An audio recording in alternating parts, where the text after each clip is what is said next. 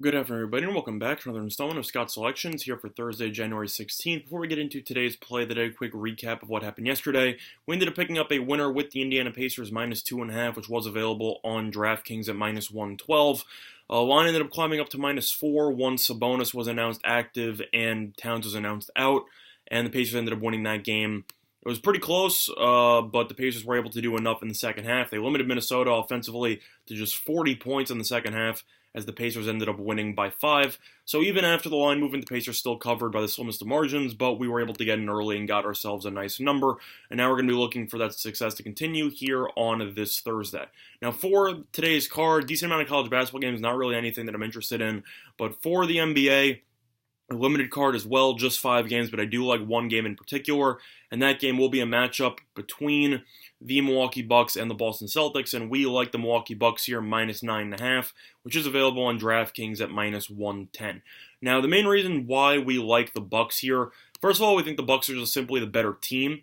Even though the Celtics have looked good this season as they are 27-12, Milwaukee is still just rolling. They're 36-6. Milwaukee's also 19-2 at home. They've also won each of their last 4 games with the last 3 coming by at least 21 points. They've been absolutely on fire, and they also were off yesterday, so they had an extra day off to prepare. Meanwhile, the Celtics have been struggling lately, and they have actually lost. Well, let me pull up the exact number here. The Celtics have lost 4 of their last 6 games, really have not been playing good basketball. They also played yesterday and got embarrassed by the Pistons. They lost by 13 at home. Pistons have been really bad all year. Celtics got embarrassed. And to make matters worse, and now they have to fly from Boston to Milwaukee and play for the second straight night against arguably the best team probably the best team in the Eastern Conference. So the spot here for Boston's terrible. I mean, having to play 2 games in roughly 24 hours is difficult enough, but having to fly to play on the road is even more difficult because they played yesterday at home. So I expect Celtics to come out a bit flat in this game. Plus, Boston's dealing with some injury issues. It is worth mentioning. Jason Tatum did not play in yesterday's game. He is expected to return. People just think that they rested him because they're playing the second end of a back-to-back. But it is worth mentioning that his knee is not at 100%, which caused him to miss yesterday's game. Meanwhile, Jaylen Brown, though, did suffer an injury yesterday as he suffered a thumb sprain. Nobody really knows if he's going to play or not. He's currently being listed as questionable. But even if he does play, you have to wonder if that will impact his shot since, I don't know, his thumb's kind of messed up right now. But overall, Celtics got embarrassed in the first half by the Bucks in the first meeting before going on a massive second half run, and they ended up winning that game outright in TD Garden. That was a while back, though, and I simply just think Milwaukee is in a different caliber. If you compare the stats for both these teams, Milwaukee is better in pretty much every statistic. Boston's giving up 104.6 points per game, and Milwaukee's giving up 106.8. So Boston has the edge in there.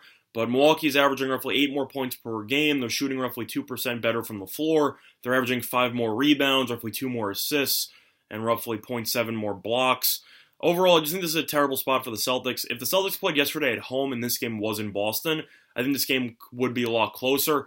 But the travel edge is definitely a huge advantage for Milwaukee, and the fact that Milwaukee has the rest advantage also. I just think it's a really bad spot. And if Jaylen Brown does not play, this line will definitely climb up to roughly 11 or 12. So for me, play of the day will be on the Milwaukee Bucks minus 9.5, which is available on DraftKings at minus 110. Now looking at the rest of the betting card, I'm going to lean to the Suns here against the Knicks. I know that Oubre's out, but I just think the Knicks can't guard Booker. I think Booker should have a huge game. New York's also played some really bad basketball lately. They got run off the court against Milwaukee in their last game. Really, it wasn't even that close. Knicks have been playing really badly lately. And even though Mike Miller's inserted some type of life into the team initially, it doesn't change the fact that the Knicks just aren't that good at basketball. The Knicks have actually lost 6 of their last 7 games. Really just haven't been playing well. And I think the Suns should be able to capitalize on this very short spread. Lean to the Suns here, minus 3. Other than that, I was thinking about giving out Utah, but I gave out Utah play that day against the Pelicans like a week ago or so in New Orleans. They ended up not covering by half a point. I'm personally going to pass on that one. I think 5 might be a bit too many points here. Utah's been playing really well, so I wouldn't bet against them, but I'm just not interested in the spread in itself, so I'm going to pass on that one. Other than that, Denver's going to be missing some key pieces for tonight's game. I'll lean to the under 212 here. Denver, without Murray, who's expected not to play. Murray's going to be out. Harris is a game-time decision, and Paul Millsap's a game-time decision, but he's probably not going to play.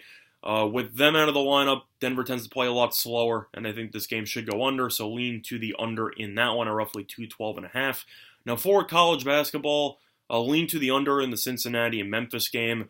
Memphis likes to play at a decent pace, but Cincinnati's a very solid defensive team. Both teams are really good defensively, and I think that they should be able to force the opposition to some really tough possessions. They both have really solid rim protectors.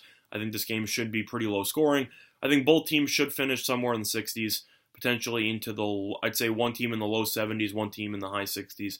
Lean to the under in that one. It will be close, but I'll lean to the under in that spot. And other than that, though, not really interested in anything else. The Gonzaga game is interesting tonight. They're favored by 19 against Santa Clara. Santa Clara has actually been pretty good in the West Coast Conference. Now, of course, Gonzaga is a different animal. I wouldn't be surprised to see Gonzaga win this game by about 30. But at the same point, Santa Clara wouldn't surprise me if they hang around a bit. I think that game will be closer than people think.